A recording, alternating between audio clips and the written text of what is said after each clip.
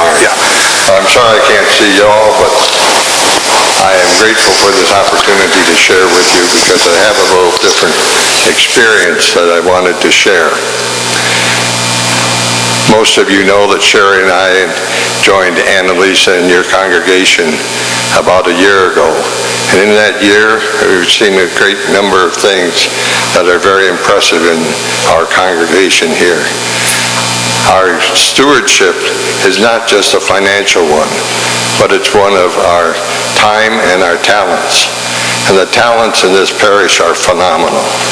And the talents start and come from the altar.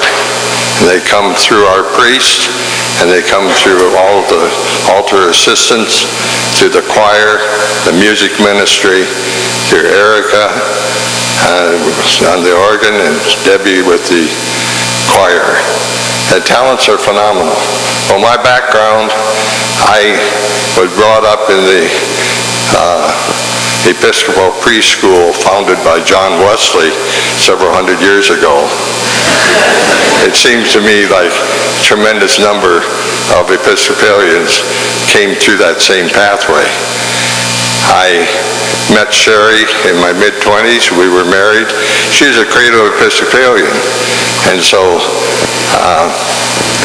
I came into the Episcopal faith through my marriage, and we worshiped in her family's church. She was born, raised, baptized, confirmed in the church in Flint, Michigan. And it was an interesting congregation in that in the 20s, 30s, and 40s, a tremendous number of General Motors executives were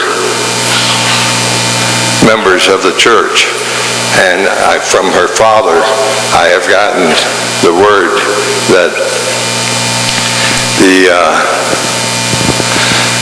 the General Motors executives were the ones who were elected to the vestry. Surprise.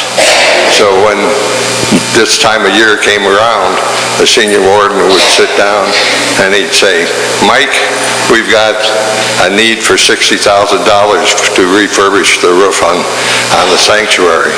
Can we count on you for that this year? Jason, we need $14,000 to refurbish the organ. Can we count on you for that?" And he went around the vestry, and a high percentage of people made those donations. As they passed away, they would leave tremendous endowments to this church. And this church had, by the time I joined the church in the 70s, it had quite an endowment of $2 to $3 million. Well, its annual budget was, at that time, about $250,000, of which about $160,000 to $180,000 came from the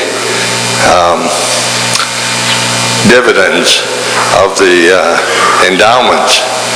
Well, that didn't leave a whole lot for the congregation of about 300 congregants to have to raise. As a result, the average pledge in that congregation was about $300 to $400 a year, which is not, by today's standards, certainly it's not a lot of money. Even by those standards, it wasn't either.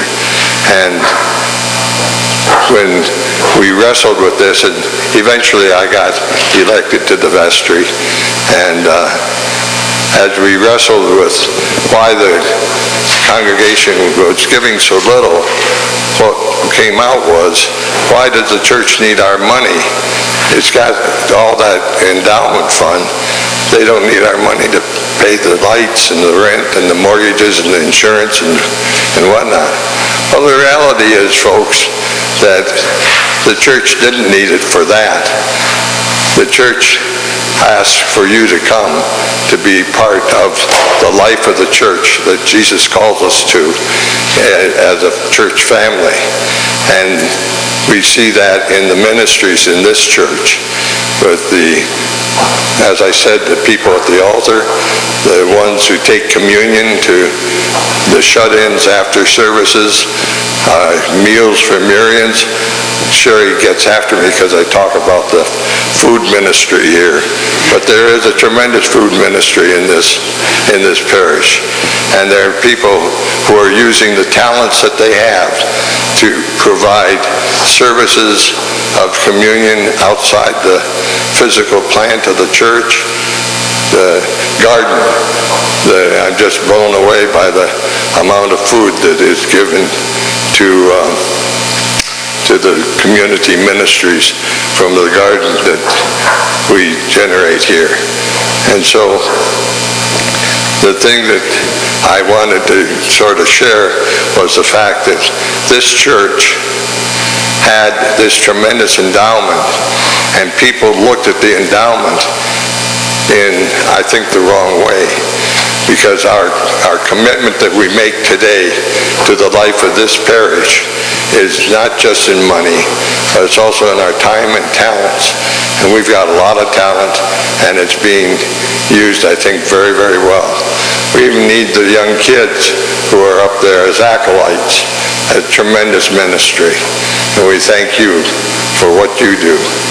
So we remember that the commitment that we make is to God, because that is what we are called to do. It is to God, and we share in that, and I thank you for the opportunity.